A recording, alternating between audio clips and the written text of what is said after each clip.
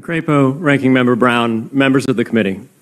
Thank you for the opportunity to speak with you today. My name is Peter Van Valkenburg, and I'm the Director of Research at Coin Center, an independent nonprofit focused on the public policy issues affecting cryptocurrency and public blockchain networks.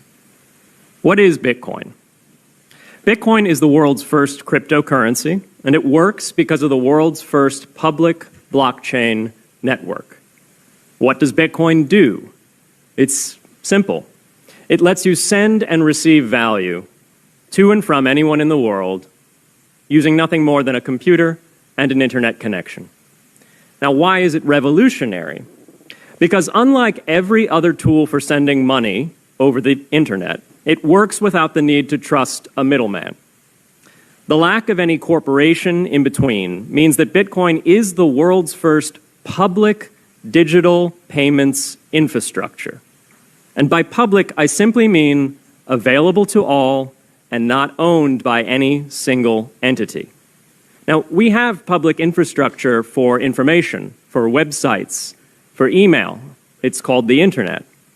But the only public payments infrastructure that we have is cash, as in paper money.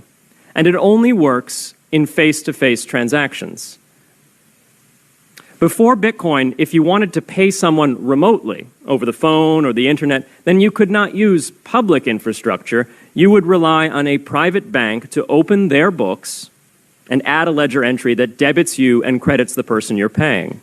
And if you both don't use the same bank, well, then there'll be multiple banks and multiple ledger entries in between. With Bitcoin, the ledger is the public blockchain, and anyone can add an entry to that ledger, transferring their Bitcoins to someone else. And anyone, regardless of their nationality, race, religion, gender, sex, or creditworthiness, can for absolutely no cost create a Bitcoin address in order to receive payments digitally.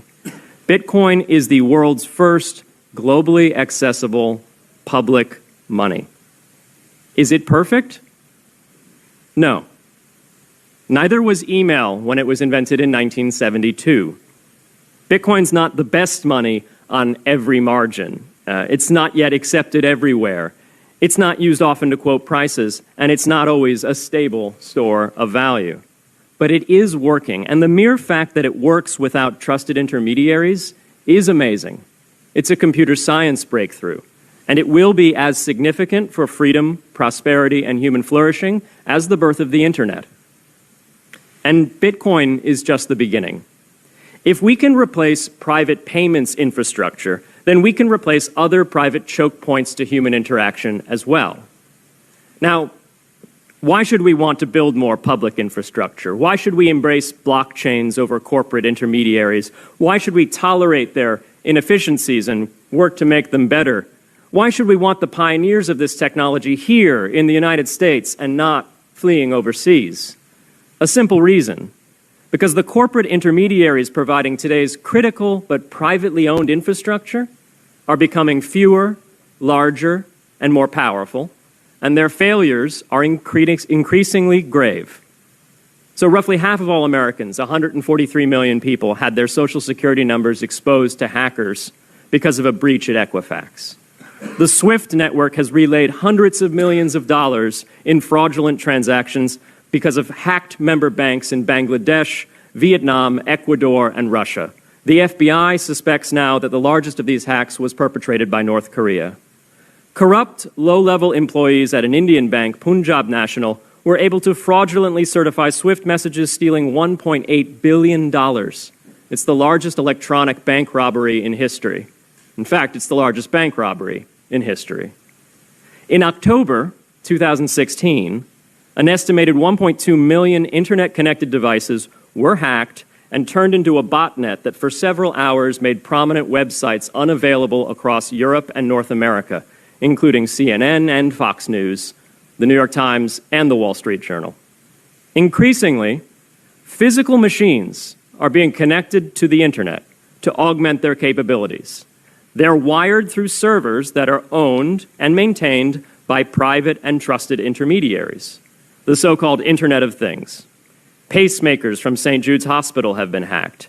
Baby monitors from TrendNet have been hacked. And Jeeps from Jeep have been hacked to the point where they can be remotely commandeered and driven off the road. Now, those vulnerabilities are inescapable in systems that have single points of failure. It doesn't matter if the point of failure is a corporation or if it's a government. There shouldn't be a single point of failure. Similar choke points existed before the internet. If you wanted to deliver a message, you'd have to go through one of 3 television broadcasters or a handful of newspapers. Private corporations are essential, but no critical infrastructure should rely on 1 or 2. The internet removed single points of failure in communications infrastructure and ushered in a wave of competition among new media corporations building on top of its public rails. Blockchains can similarly disintermediate critical payments and IoT infrastructure. The technology is not yet ready to answer all of those questions today, but it is our best hope. And as with the internet in the 1990s, we need a light-touch, pro-innovation policy to ensure that these innovations flourish in America for the benefit and security of all.